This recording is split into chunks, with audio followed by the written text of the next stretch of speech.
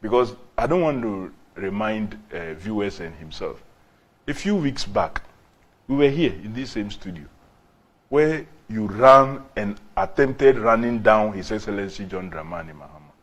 Little did you know that you were making your constituents angry. When we left this program, you saw the evidence of the very same thing you were accusing John Dramani Mahama falsely of. That was saying that you are the one who is rather engaged in capture of such state facilities, even in your constituency, in Wa and other places. Stop doing that. That is the one thing that I was saying to you. Randy, on the issue of 24-hour economy, when you ask them, they will say, oh, it's happening somewhere. Oh, some transport services are doing it. What has been the concern of transport services who attempt to run 24 hours? They complain about security, they complain about many other things.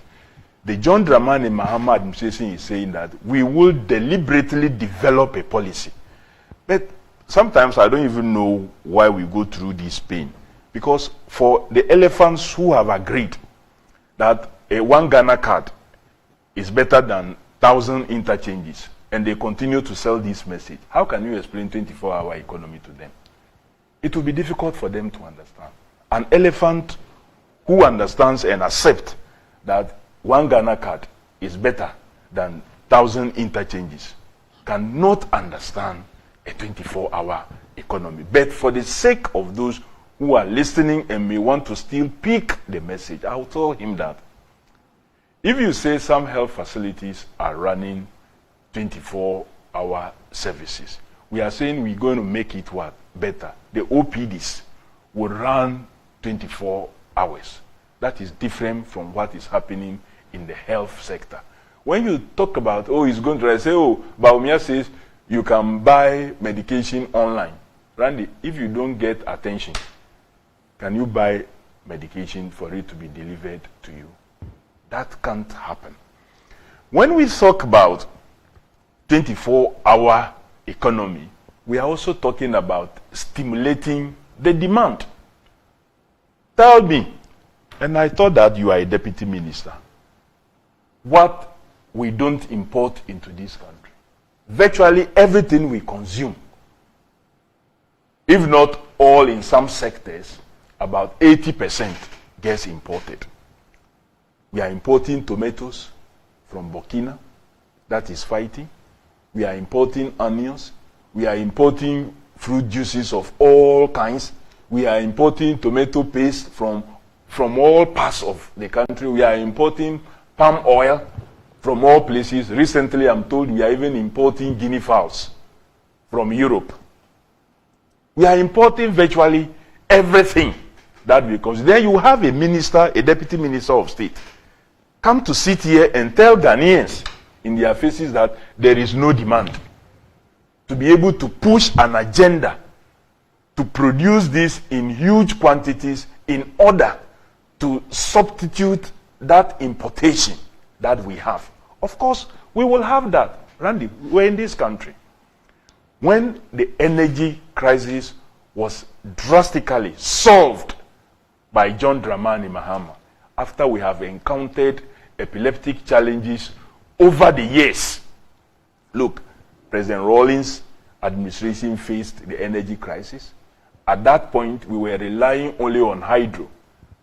That was where the idea to bring in thermal generation came in, that you cannot rely only on hydro, because that situation which occurred in the 80s, that resulted in the crisis because of drying up could happen. So let's have an energy mix. So some thermal began. President Kufuor came, had issues with energy crisis. Dr. Charles Rekubrobe will tell you that the response was not good enough because what was brought in were toy generators. Of course, he initiated the Bui Dam project. And the NDC continued to give credit to President Kufuor for the Bui project, even though he did not even secure 100% funding for it. That's a fact. Professor Mills' administration sought the final funding for that project, but they continue to give him credit. The NDC administration gave credit to President Kufuor for the N1 project, and that was why in his commissioning, President Mills invited him and gave credit. The NDC is not that party that takes projects that were initiated by its opponent and claim credit for, as is happening in the case of the MPP now. We will not do that. When John Dramani Mahama solved the energy crisis and had in mind the agenda of industrialization, but we lost the power. That agenda of industrialization completion was what John Dramani Mahama was referencing to, that the agenda has not been completed.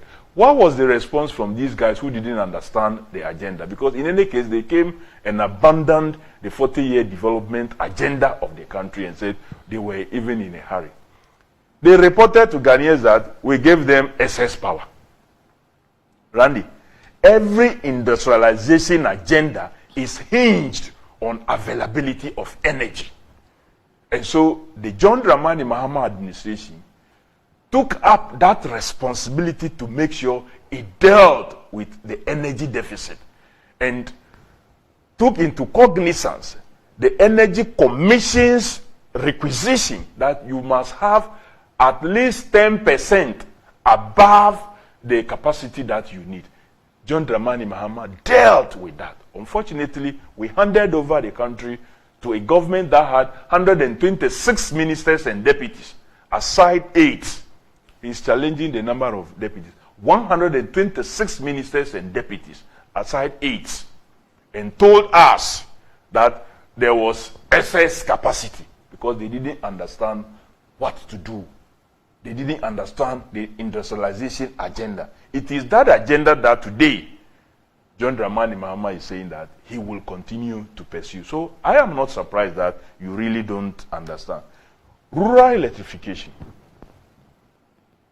We will not take some interventions of an MPP administration or President Kufuor. If he found funding for a project, he will be credited for the funding he found for a project. But everybody knows that when it comes to rural electrification, that is a major social intervention project of the NDC administration, extending power to all places, including your village.